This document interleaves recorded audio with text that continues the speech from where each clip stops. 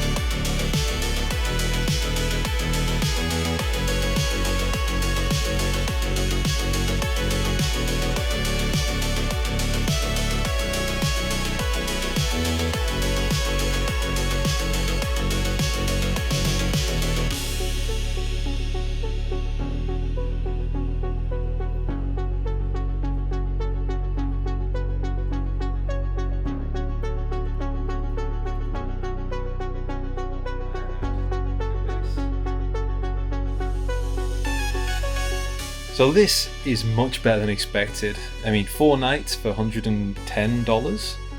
Not bad. There were some stains in the bath, but these didn't seem to be dirt, and I can live with that for the duration of the stay. And, I mean, for the price, not bad indeed. Also included in the price was a breakfast buffet, soup, various Chinese meals, and I was gagging for some fruit. But at least we can make some good old toast. After that and a cup of coffee, it's time to get to the event. The commute takes around 40 minutes long. The first 15 was on bus, and it cost us 15 Taiwanese dollars. We get out of the shopping street, then we can take the subway from Ximen Station.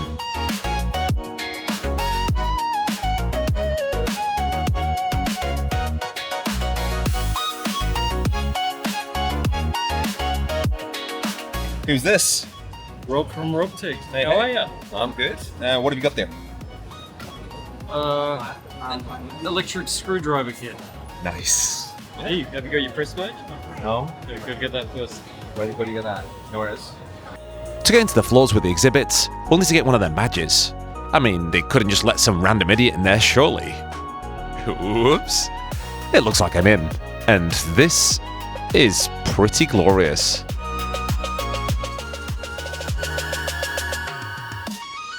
Very much like CES, thousands of companies from around the world gather here to show off their products. So we get to see neat CPU coolers that don't have fans hanging on the sides, extremely realistic robotic girlfriends, and other products related to computing.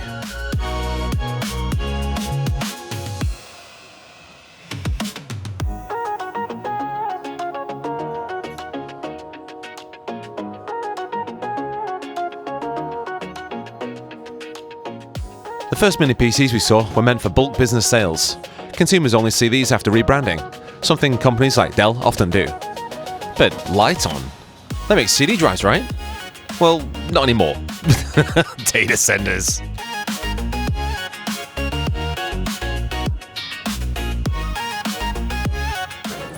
Crazy. So much stuff here. Lee and Lee brought their latest cooling gear, PC cases and power supplies.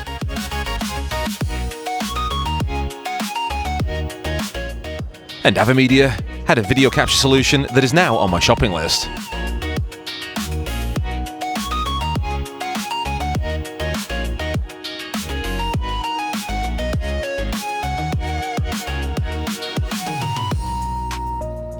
there are plenty of things to look at, such as drive rigs, cables, cash register systems, and even some beer goggles with hidden displays.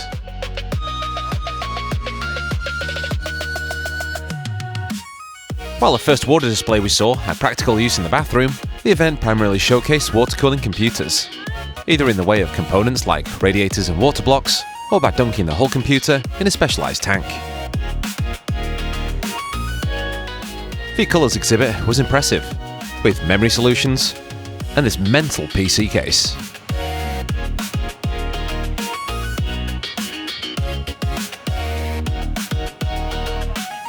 But Chief Tech boomed back with a subwoofer case, and this huge fan should keep things silent as well as cool.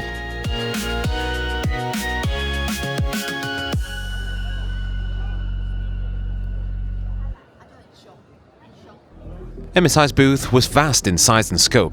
Not only did they impress, but they really pushed our imaginations. AI driving, drone tech, and robotics.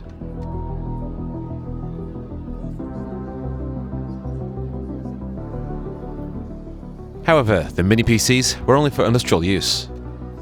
Saying that, there are plenty of breathtaking computer builds.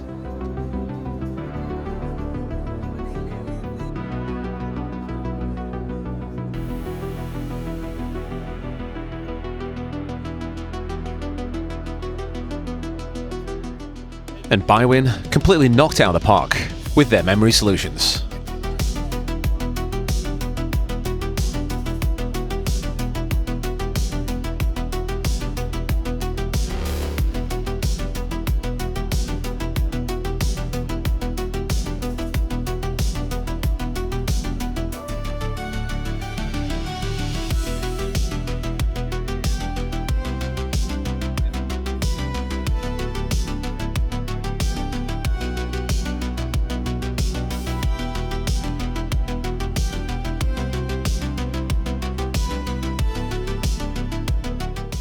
Have you ever seen a mouse mat made of glass?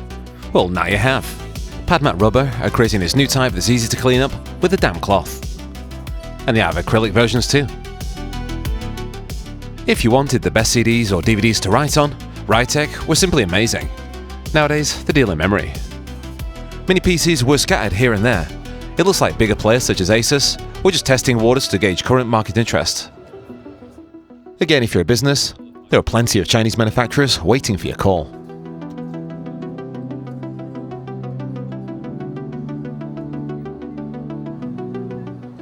MSI's booth was buzzing with PC components, such as graphic boards, custom computer cases, and also small form factor PCs.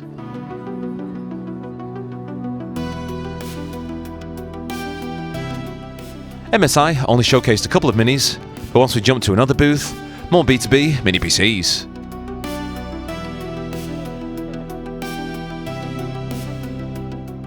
And what do we have from ASRock?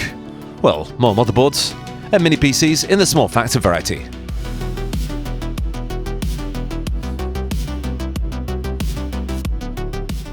And while this isn't the prettiest, it'll nail practicality.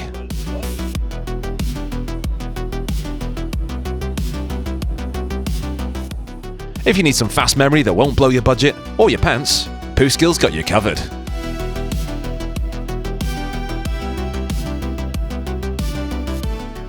Unlike the showgirls here who all stand out, PC cases are everywhere, and after the first 100, they all start to blur together.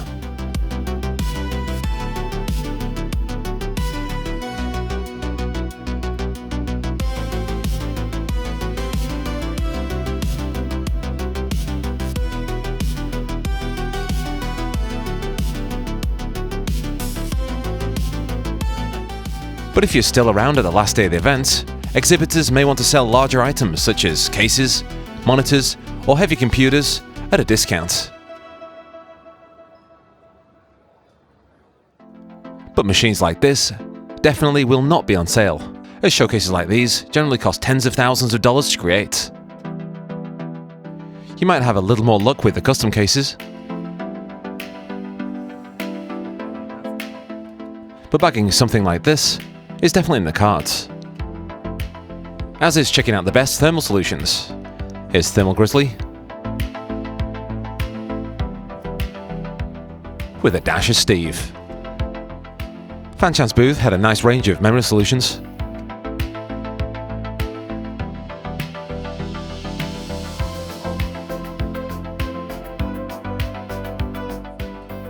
And for all those 2 Unlimited fans out there, Techno were extremely welcoming. And they had the only water-cooled mini PC at the event, the Mega Gaming G1.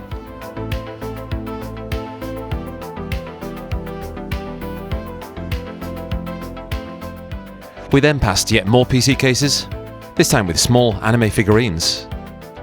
You can definitely tell when you find something special though, such as this Wukong PC case. Or this absolute belter from Silverstone, a PC case that throws it back to the late 80s and early 90s, but packed with all the modern bells and whistles. You ever fancy playing Taiko Drum Master in a fish tank? Well, Inventec have the fluids. Sure you know these guys, PC Builder? The Acer booth was absolutely eye-popping.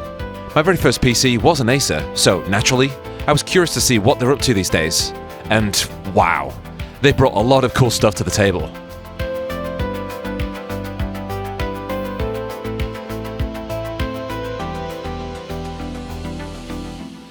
Very much like how the 3DS tricks your eyes into seeing 3D, this monitor, the Acer Spatial Labs View Pro, brings 3D to the viewer without any need for any special eyewear. It can be used in games such as Monster Hunter, or if you're creating computer graphics. Cameras up top track your head position, so the special speakers can provide surround sound. But for mini PCs, Acer could not deliver. Asus, on the other hand, had a few solutions in their ROG line, with Nvidia on board.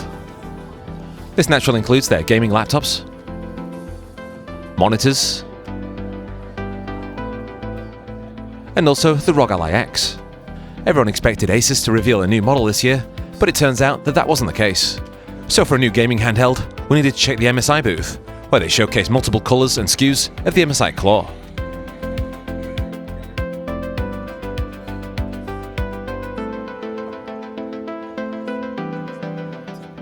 That's the second biggest handheld I've ever seen.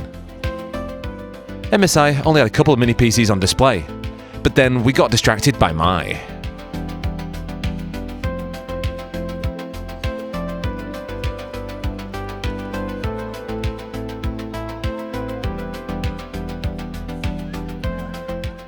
So this booth belongs to Vimillo, best known for their keyboards.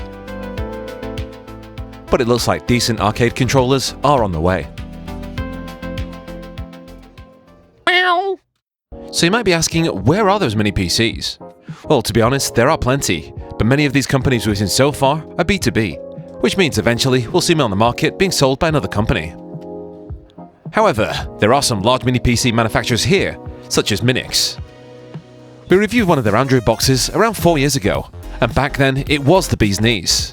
And their new tech uses AI to upscale 720p video to 8K. Their mini PC range covers all the way from the lower end N100 units up to the AMD Ryzen HX370. If these are built anything like the Android unit we saw all the years back, these will be contenders. Maxtang didn't have a large booth, but they certainly had a passion for tech. Their most budget computer here was powered by the Intel N1595, and their upper tier, the Ryzen 8000 series. We were especially excited to see the evolution of the FP750. Ace Magic were not messing around, with large colourful banners, and mini PCs ranging from elegant to overly experimental.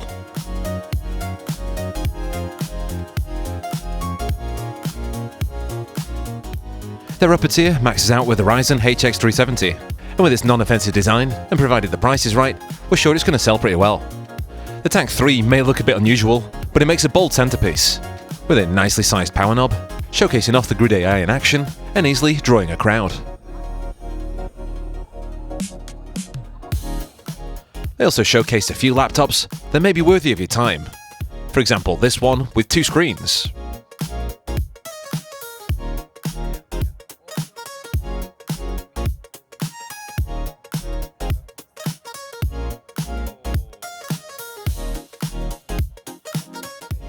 Medigi may be famous in China, but it turns out these are the same people behind Geekom, and it seemed that they wanted to push laptops a bit more than the Mini PC range. They had the Nook-looking N100,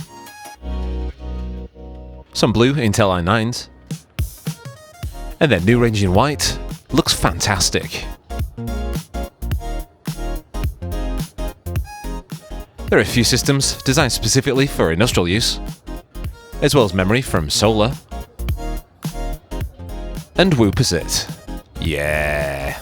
But when it comes to the Mini PC booth that blew the roof off, Minisforum definitely stole the show. While the range wasn't as vast as the others, it felt like they knew their audience, those techie nerds that don't like to compromise. For example, here's the Ataman G7 with a 4070 RTX built in, and if you don't like Intel, here's the Minisforum G1.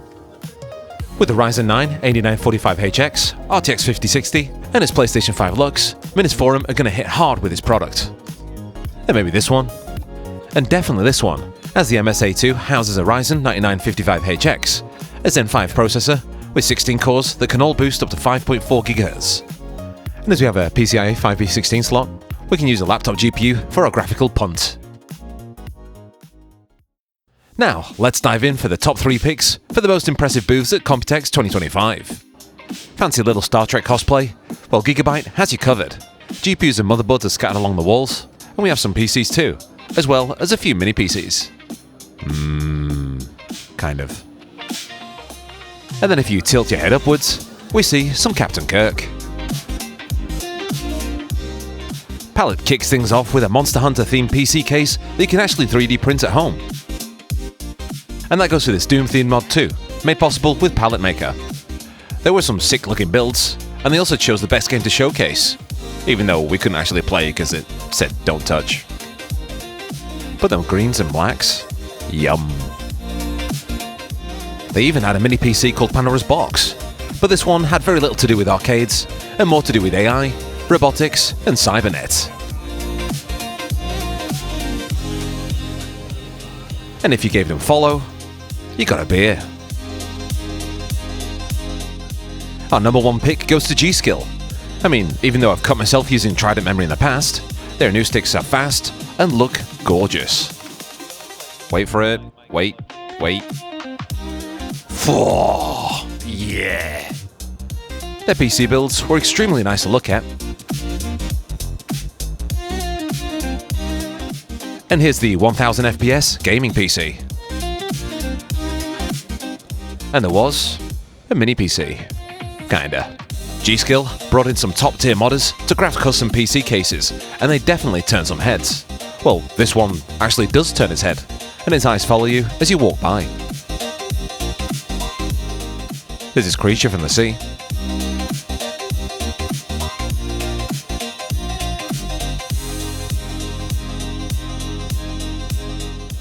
Some pyramid. But then right next to it, a tea house. I feel right at home.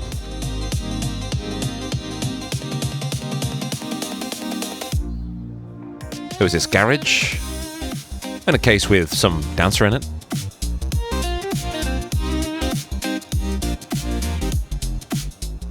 More sharp edges with a case design around the Trident line. Unsure if this is Evangelion, but water cooling. And right next to it, the most impractically massive PC case we've ever laid our eyes on. Until the staff said, hey, it's functional. Would you like some wine? But beyond the travel, the booths, and all the tech on display, what really makes Computex special is the networking. I had the chance to meet YouTube creators I've looked up to for years, connected with the folks behind those Mini PC emails, and even chat with the people who help manufacture the tech I get to review. It's been one incredible ride. Huge thanks to Mike from Surfgate for showing me the ropes, Brian from Tech City for being a top bloke and helping me sneak into a party, and Rob from RobTech, one of the friendliest guys around, and I really hope we get to collaborate more in the future. And of course, thank you for watching all the way through.